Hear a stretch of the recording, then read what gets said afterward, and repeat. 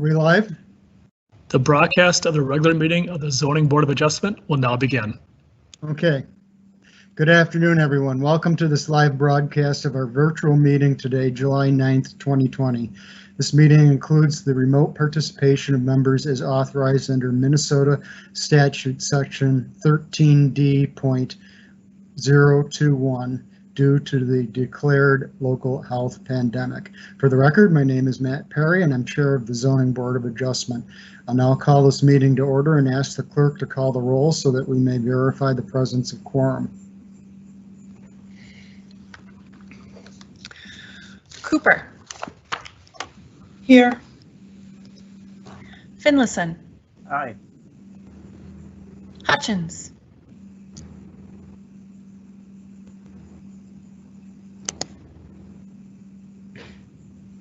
We'll come back to that.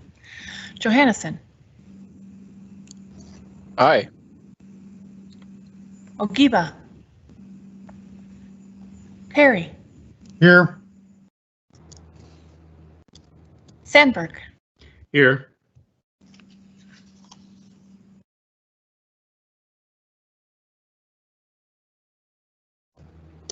We're going to check with Mr. Ogiba.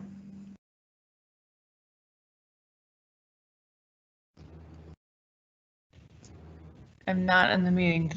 Did you? Okay. Sorry, folks. I had a little technical difficulty there. Softly, are you with us? Here. Great. And Wang? Here. And one more time, Hutchins? Yeah, I'm here. Great. All right. I had some technical difficulty on my end, so that's 1, 2, 3, 4, 5, 6, 7, 8 members present. Thank you, folks. Thank you. With that, we will proceed to our agenda. We have quorum, so we can proceed to our agenda, a copy of which was posted for the public posted for public access to the city's legislative information management system, available at LIMS, L-I-M-S, Minneapolis, mn.gov. Is there a motion to approve this agenda? So moved. Sandberg. Is there a second? Second. Cooper seconds. Is there any discussion on the motion? Seeing none, will the clerk please call the roll? Cooper. Aye. Finlayson. Aye. Hutchins. Aye. Johannesson. Aye. Perry. Aye. Sandberg. Aye. Softly. Aye. Wang. Aye. That's 8 yeas. Thank you. That motion passes and the agenda is approved. I believe all the board members have seen a copy of the minutes from the June 25th, 2020 Zoning Board of Adjustment meeting. Is there a motion to approve? So moved. Finlayson. Second. Sandberg. It's moved and seconded. Is there any discussion? I'm seeing none, so will the clerk please call the roll? Cooper. Aye. Finlayson. Aye. Hutchins. Aye. Johannesson. Abstain. Perry. Aye. Sandberg. Aye. Softly. Aye. Wang. Aye. That's 7 yeas. So with that, the motion passes. The minutes from the Zoning Board of Adjustments June 25th, 2020 meeting are approved. Ms. Brandt, are there any petitions or communications? Chair Perry, members of the board, no petitions or communications this evening. Thank you. Let's review the agenda. I'll read the agenda number and the address of the project and state whether it's slated for consent or discussion. I'll just talk a minute about what those things are. Consent items are those items that will be passed without discussion by the board. We will be adhering to the staff recommendation found on your agenda under the items recommended motion section. Any applicable conditions will be listed in the same section. If you agree with this recommendation, including any applicable conditions, you need to do nothing and the board will pass it as recommended. Please check in with the staff member assigned to that item if you have questions following the decision. If you disagree with the recommendation, please indicate you'd like to speak against that item when I ask, and we'll put it on the discussion item, the discussion agenda, sorry. So what are discussion items? These are items to which the board will take public testimony, deliberate on, and make a decision. After the public testimony has been heard for each particular discussion item, I will close the public hearing for that agenda item. Once I close the public hearing for an item, no additional public testimony will be taken, but staff may be asked to address board questions. After the public hearing for an item is closed, board members will then discuss and act on motions, and the chair only votes in the case of a tie. So let's go through the recommended disposition of the items on our land use request list today. Agenda item number 5 is 1828 McKinley Street Northeast. Staff is recommending this item for consent. Is there anybody on the line that wants to speak against this item? I'm hearing no one. Agenda item number 6 is 2208 Irving Avenue South. This is a discussion item. Agenda item number 7 is 519 Oak Grove Street. Staff is recommending this item for consent. Is there anyone to speak against this item? I'm hearing no one. Agenda item number 8 is 41 Sheridan Avenue South. Staff is recommending this item for consent. Is there anyone to speak against this item? I'm hearing no one. Agenda item number 9 is 3527 47th Avenue South. Staff is recommending this item for consent. Is there anyone who would like to speak against this item? I have a concern against the. Okay. I have a concern. You want to speak against this item, sir? I'd like to get a little more information on the lot line, the 5 foot. I'm concerned about the alley, and I live right behind there, and I'm just concerned about being able to enter and exit my driveway with the proposal to allow the new addition to be within 7 feet of the lot line. Okay, we'll pull this item so that we can get into that discussion.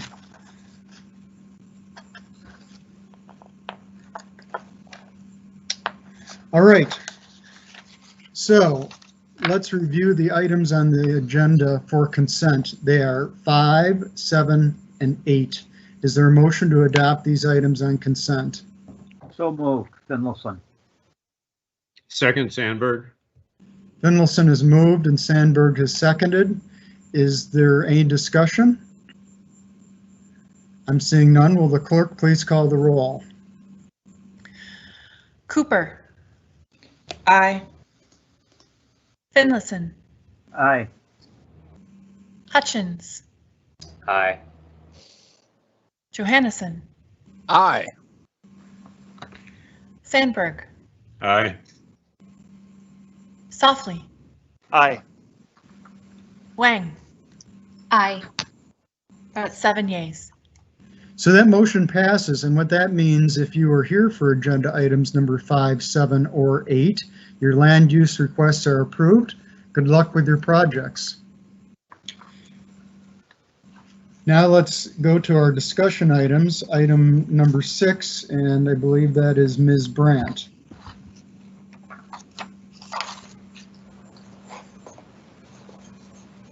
Good evening, Chair Perry, members of the board.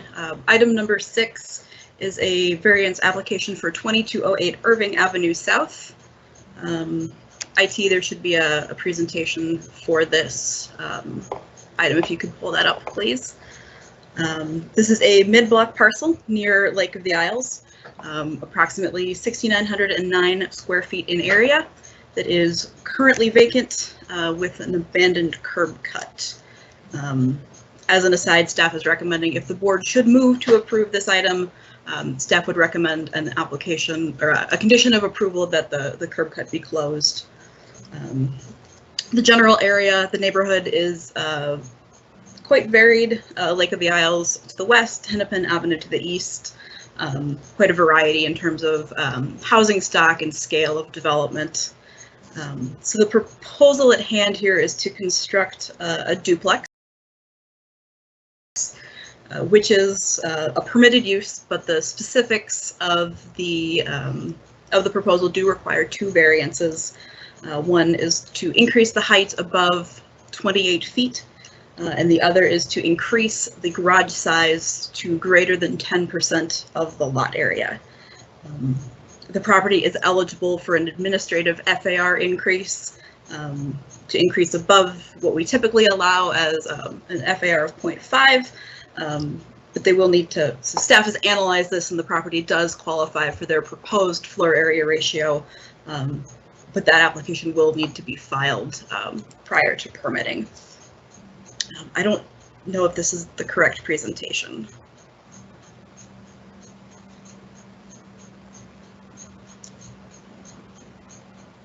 Moving ahead, with regards to the height variance, the specific element in question is the rooftop deck, specifically the railing enclosing the rooftop deck. If the property were outside of the shoreland overlay district, this would be exempt from the height calculation. However, the State Department of Natural Resources does have stricter rules that cities must abide by in proximity to protected waters, in this case, Lake of the Isles.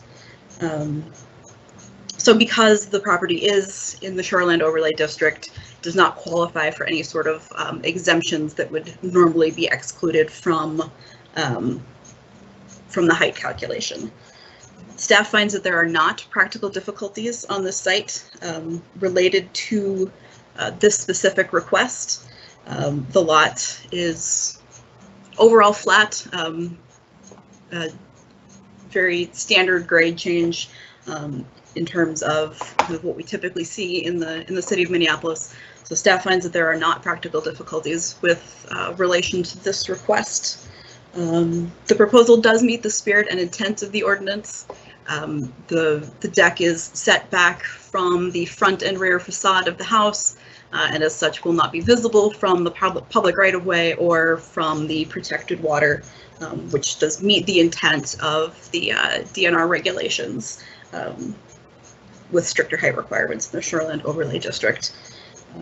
The proposal will not alter the essential character of the locality or be injurious to the use or enjoyment of neighboring properties, and will not present a detriment to health, safety, or welfare. With regards to the garage variance,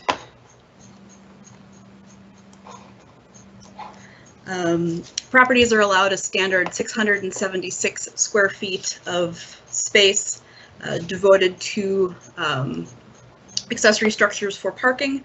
This can be increased to 10% of the lot area, not to exceed 1,000 square feet, where that is, where the lot area is greater than, where 10% of the lot area would be greater than 676 square feet. The subject property would be allowed 690 square feet of garage space under the ordinance as written.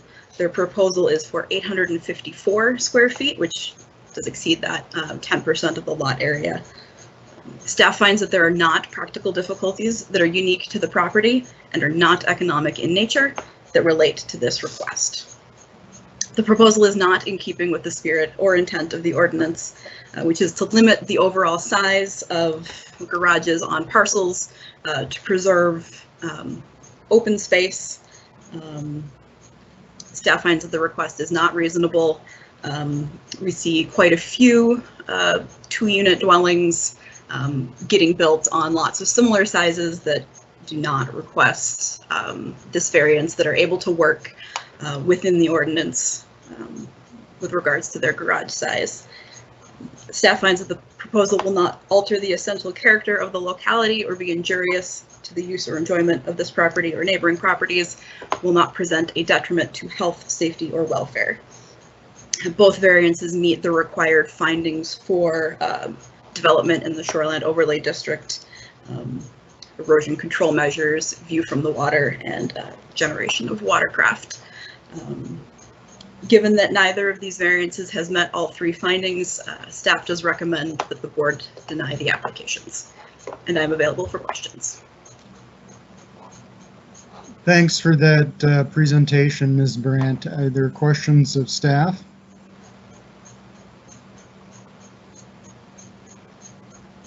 I'm seeing none. So let's open the public hearing. Would people on the line like to speak? Would the applicant like to speak?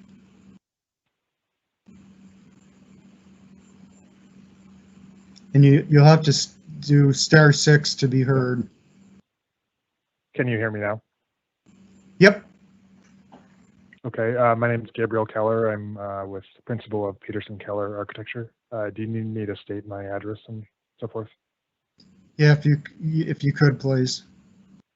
Yeah, home address is 1526 West 25th Street in Minneapolis, 55405. Thanks. And we represent the client here, and I've been working on this project for some time. And I believe I did send in a presentation, which I think may have been up before initially. I don't know if we can have that on the screen. I think that's a Ms. Brandt's presentation, but we have one that we uploaded. And that probably got included in our packet. So okay. Even though it's not appearing I'll on the speak to that. That sounds good. Yeah, even though it's not Great. appearing on the screen, it would be something that the board members would have reviewed. Okay, thank you. So I'll just go through kind of my thoughts on this and then take any questions. I think that these developments for the duplexes obviously is something that the 2040 plan has encouraged and will be open questions for you and the city moving forward. This is a location that would have allowed it before, as this is in a row of duplexes and triplexes and quads along Irving Avenue in East Isles. And I've seen, the 2040 plan is really looking to address how do we increase density in a sensible way within our neighborhoods, and where do we do it, and how do we do it, and how do we locate and find those most appropriate spots to do it in the most sensitive way. And this is a location that we do believe is ideal for it, although it does, of course, require the variance that we're requesting. Why is this a good location? As I mentioned, this is on a thoroughfare, which I do live on myself, of Irving Avenue through East Isles, and that is reflected in the surrounding architecture and the vocabulary in our presentation packet. There's a number of, and maybe you could just go through the presentation packet, whoever's controlling that, just in general, I'll just talk, but there's quite a few duplexes, triplexes, larger apartment buildings that are along Irving Avenue. And in fact, this one was there was a duplex that was located here, and a prior property owner took it down and then unfortunately passed away before the project was then developed. And so it sat there for some time as people evaluated what to do with it. And it's a location that will either have a single family home or it will have a duplex on it. And I think that this is one of those central questions that is unanswered as of yet, is how do we increase density specifically within the neighborhoods such as this that have higher property values, because they would definitely support single family homes. And if we are going to encourage or allow duplexes or triplexes there, we need to allow parking that's going to be adequate for those. And indeed, this is an area surrounding that already has parking provided for most of these properties. So you do see larger carriage houses or garages that exceed those maximums on surrounding properties. So this is something that over time, over history, even when the code was different, it was being supported, that families have 2 cars. And the question is, are we going to have them park in the street, or are we going to have them park in the garage? I think that I disagree respectfully with staff and their interpretation. I think that the intent of the code, to me, has always been, and justly so, is to limit the size and scale of garages. And that's absolutely important. We never want houses attached to garages or have garages seem overpowering in any way. We actually initially had a proposal that didn't come before you, but that had a tuck under here, utilizing that the access off Irving and then also the access off the alleyway in order to provide underground parking that was not supported by staff as well because of that curb cut. So with a pushback there, we revised it in order to try to provide that needed parking that would not be on-street parking through the back. This is something that the neighborhood, when we've been to the neighborhood a number of times, we do have their support, and it's a huge priority for them to have off-street parking. And I think that comes back to a lot of the questions of the 2040 plan was how is this increased density going to be supported and received and implemented in different ways within different communities. And I'm sorry? Oh, I thought there was a question. And I think that this is an example of one where the neighborhood has supported it.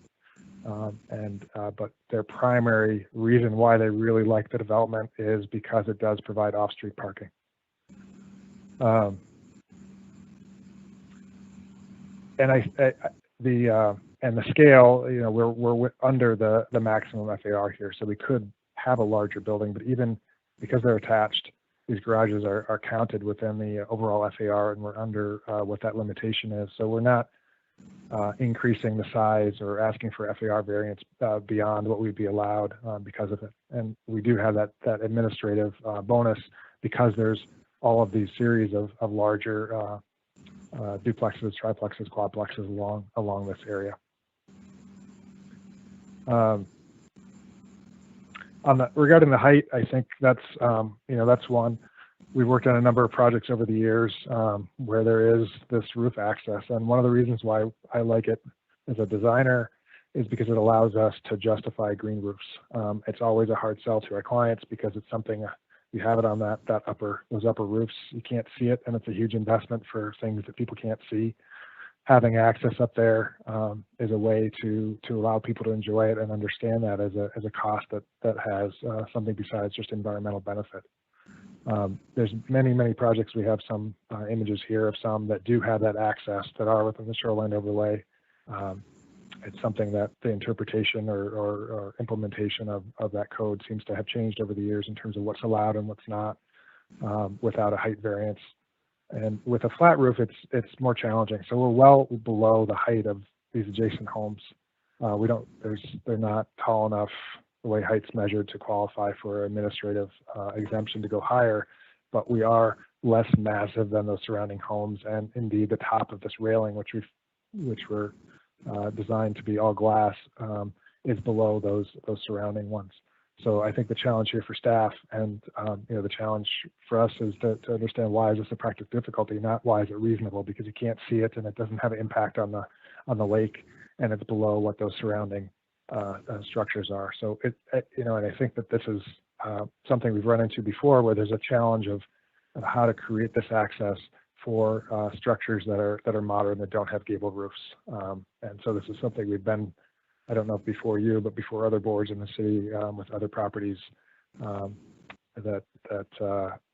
requesting those variances or CUPs for that purpose. So I'd leave it open for any questions, but those were kind of the points that I wanted to make.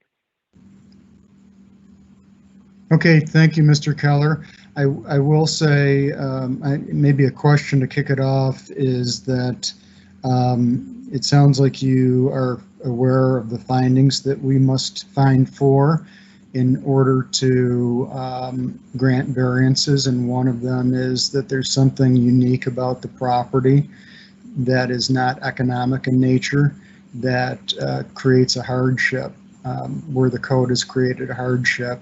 And I'm wondering if you could expand on that for either one of the variances.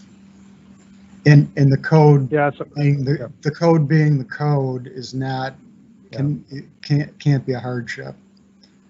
Yes, I understand. I think this is a conversation we've had maybe before, Mr. Perry. I think it's, and this is something that before I just answer that, I think it's something that is, we do mostly residential work as a firm. We do some commercial work, and there's definitely a different attitude on commercial projects, rightly or wrongly, in terms of how that code is interpreted and when, I think looking at the garages specifically, I look at this as it's not just first, does it have a practical difficulty, period, but does reasonable development of this property create a practical difficulty? Is it practically difficult to create a reasonable project? And I think in this case, when we're looking at a duplex, in order to provide the parking that's needed, and this is the same way as if you had we have a lot with some really significant front setback that makes it, could you put a miniature house there? Yes, you could. But it's definitely been something that has been seen as a practical difficulty to do a reasonable development in order to go into a front setback when that is otherwise significant or limit some type of reasonable development there.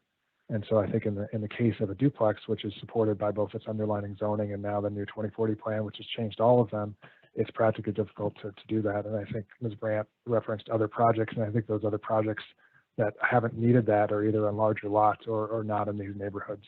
And again, in order to do it, not for economic reasons, but just for practical reasons, to put a duplex there, it requires that. So that's how I would answer that on the first one. And the second one, I was alluding to it, which is that there is a practical difficulty in a flat roofed structure. And I would try to differentiate that from just the code is what the code is, but that putting that on and accessing that structure is a challenge. And it's certainly a challenge that's been recognized on many prior occasions with developments that are either taller or noticeable from the lake than what ours is. Okay, thank you. We have at least one question for you, Mr. Softly. Thank you, Chair Perry. And Mr. Keller, thank you very much for the presentation. Similar to Chair Perry, I'm still searching for the practical difficulty that you're trying to articulate. And I know you spoke generally about flat roofs being a challenge. But if you can expand a little bit more on what exactly is a concrete practical difficulty, I know I would appreciate it. And I think the rest of the board would appreciate it. As far as a concrete question for you, I'm curious what happens to your project, the current design, I should say, if you modified the existing garage space to comply with the requirement? There would need to be a single family home in the lot. I mean, there's not a duplex here that's going to be built that doesn't have allowance for 4 cars. So in terms of that, that's clearly what would happen. It will be a single family home. The property owner's not here, but I'm sure he would agree with that, just in terms of we look at this in every which way. And, of course, you can't, no matter what we do, we can't provide that parking. And I don't think duplexes can be sold here without that. And you just with the cost of construction, and I know economic considerations can't be the only reason, but with the cost of construction and the cost of land in this neighborhood, you can't justify something that's at a lower price point because it just can't be built and sold within that. And that's why I think there's these unique challenges for these projects within these higher value property value neighborhoods, Linden Hills and here before that. In terms of the what I was specifically referring to, there is, and I'm sorry that the technology challenge here of not being able to control the presentation, but in your packet you'll see an image that shows a gable roof kind of dotted in a front elevation with the railings, and that's alluding to any gable roof structure can go up higher than the 28 feet. So you can design in a half story above that may be open over portions of it that allows you to go out, and in those cases the railing has not been counted as a height of a structure. It's been simply the midpoint and the peak of that roof. When we're going to a flat roof, the railing is now being counted within that height. So that's not something unique to the site. It's something that is unique to a design of any flat roof structure. Okay, thank you, Mr. Keller. One quick follow-up question. The railing, is that required by building code? It is, yes. Okay, thank you so much. Are there any other questions of Mr. Keller? I'm seeing none. Are there any? Just, Mr. Perry? Yes, sir. I mean, just the last to reiterate this is I think that this is something that is this question. I know that's not just your body and myself that are considering this across the city, but I think that this is one that is important because I think personally that increased density in a sensitive way is a positive thing for us as a city, and I think that shouldn't just happen in neighborhoods with lower property values. And I think that's something that should happen in my neighborhood as well. And just how do we do that? And this is the type of things that is required in order for that to happen. And this is definitely a spot. It's had a duplex for 100 years, 120 years. It's surrounded by other duplexes and triplexes. But this is what's required to do that. That's all. Thank you. Thanks for that comment. I will add that the 2040 plan, regardless of what one thinks of it, really de-emphasizes the use of automobiles. So there is a call for increased density while there is at the same time a de-emphasizing of automobiles. So there's actually two components to it, and I am familiar with the market, so I understand where you're coming from. And the neighbors too. I think that's the question is how supported can it be, and if so, how does it? And I think that the neighborhood support of this, typically they would indicate they have no objection, but actually in both instances they've enthusiastically supported it and recommended it, and I think that's a reflection of why their feedback to council and others in terms of where they see the values lie, at least in this neighborhood. Sure. I understand and agree with what you said in terms of the intent of the 2040 plan. Okay. Is there anyone else who would like to speak in favor of this application who's on the line? I don't think we have anybody else on the line who's here to speak in favor of the application or to speak to the application at all. So is there anyone here to speak against it?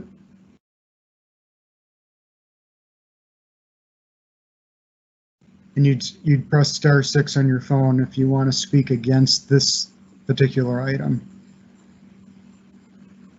I'm hearing no one, so let's close the public hearing. Board comment.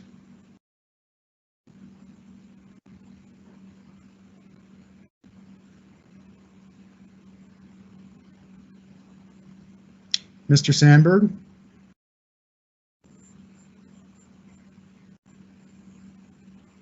Yes, thank you, Mr. Chair. This project does not seem to me to be an example of what the ordinance are set up to try and regulate from a number of standpoints. For example, for the height variance, I understand the finding of staff that you can't use the ordinance itself as a practical difficulty. The purpose of the ordinance is to minimize the impact of the appearance of a structure from either the protected shoreland, the protected body of water, or the right-of-way in front of the house. And in this case, the staff found that neither of those things occur. So if I were looking for a finding of uniqueness of this property, it might be the fact that it's far enough away from the protected water and this design for which this design has no impact on on the ordinance itself. I think with respect to the the garages, in the square parking footage, I think if you look at, and looking at these plans, I see there are 5 bedrooms associated with this plan. And I think it's unreasonable to expect a 5-bedroom structure to get by with 2 off-street parking spaces, which is essentially what it would be limited to. So I think it's reasonable to expect for a structure this size, and the size is not a variance, but the parking area is the variance, to have 4 parking spaces. And I would say if I was looking for a practical difficulty with regard to parking, it would be the fact that this property is close to the lake and park area that a lot of non-neighborhood people use, and it's close to the Hennepin Avenue Business District, which a lot of non-neighborhood people use, as well as it being a thoroughfare, as the applicant mentioned. So I think there is a practical difficulty for parking with this particular property. So I'd like to hear from other board members, but I'm inclined to support the applicant in this case. Thanks for those comments, Mr. Sandberg. Is there anyone else who'd like to comment?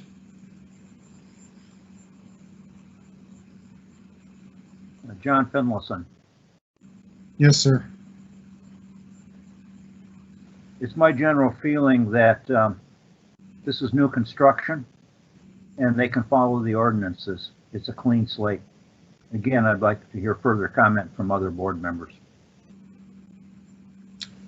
Thank you, Mr. Finlayson. Mr. Hutchins. Yeah, I tend to agree with Mr. Finlayson on this one. It doesn't feel like with new construction there is the need for a variance for parking. I know it's near a lot of public use spaces, but you think about all the buildings downtown, you think about all the apartment buildings we have all over the city that don't have 2 parking spaces per dwelling. That to me is not a practical difficulty when you're building a brand new building. So I would veer with the city on this one, to be honest. Thanks for those comments. Mr. Softly. Thank you, Mr. Perry. I'm in favor of supporting Mr. Sandberg's arguments. I think he articulated the practical difficulty and the reasonableness for both variances in a really effective way. That has my support. That's how I'd vote. Thanks for those comments. Ms. Cooper? I also agree with Sandberg, but I struggle with this idea that the only way to get a new duplex on the site is by building two garages for 4 cars.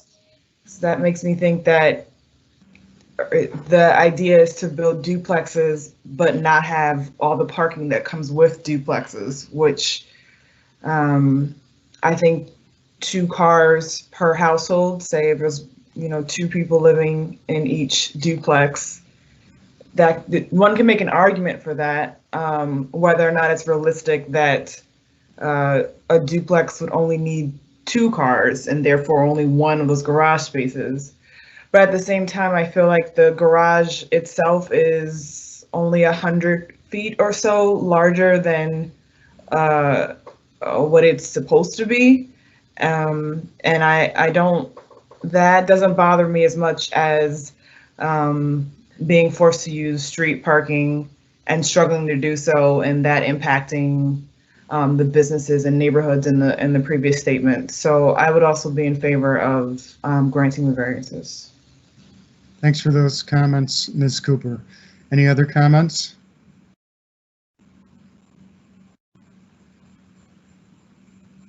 Mr. Sandberg?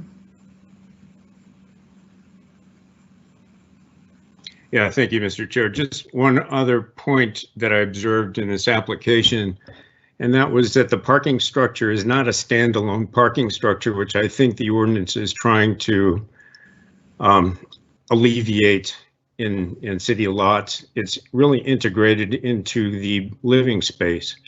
And so I think it's really part of one structure. And if those parking areas were not used for parking, they could be used for living space with the same amount of building mass that is permitted. So I think it's not adding to the building mass, and it's taking at least 2 cars off the street. So again, I'm in favor of the applicant.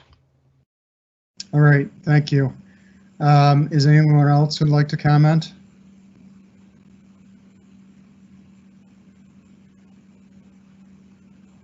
Seeing no one, I would entertain a motion.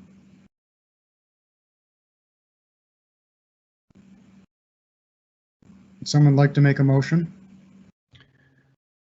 Yeah, this is Sandberg. I'll make a motion to support the both variances with the, I think I stated some findings that staff could use. I think in addition to that, staff requested that a another car, and then also trash cans and other things, lawnmowers and such, kind of hidden away from the neighborhood.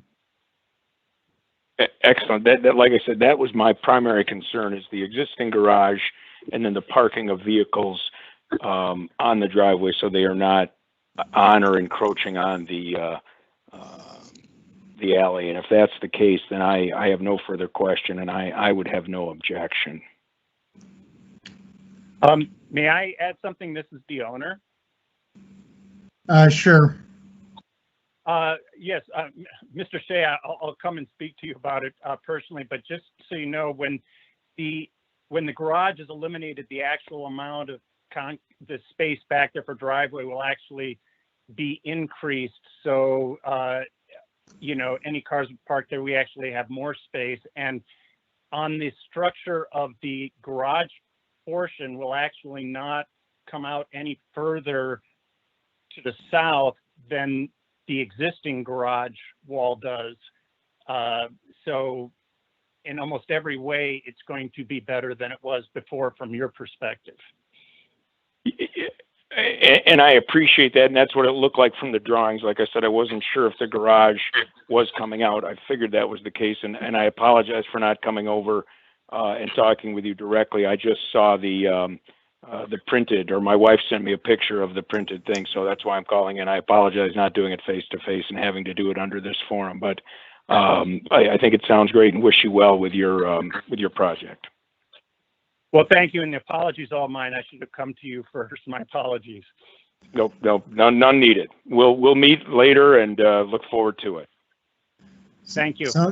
Sounds like a happy ending. With that, I'm going to close the public hearing, and I would like to get any board comment or a motion. This is Finlayson. Mr. Hutchinson? Yeah, I'd like to make a motion to accept staff's finding and go with the applicant, move on.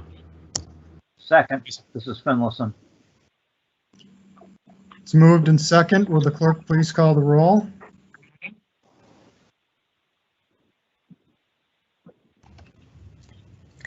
Cooper. Aye. Finlayson. Aye. Hutchins. Aye. Johannesson. Aye. Sandberg. Aye. Softly. Aye. Wang. Aye. Got 7 yeas. Thank you. That motion passes, and so the variance request is approved. Mr. Stokes, good luck with your project. Thank you very much to everyone. And with that, we have completed all the items on the agenda for this meeting. I'll ask members and staff if there are any other matters to come before this meeting.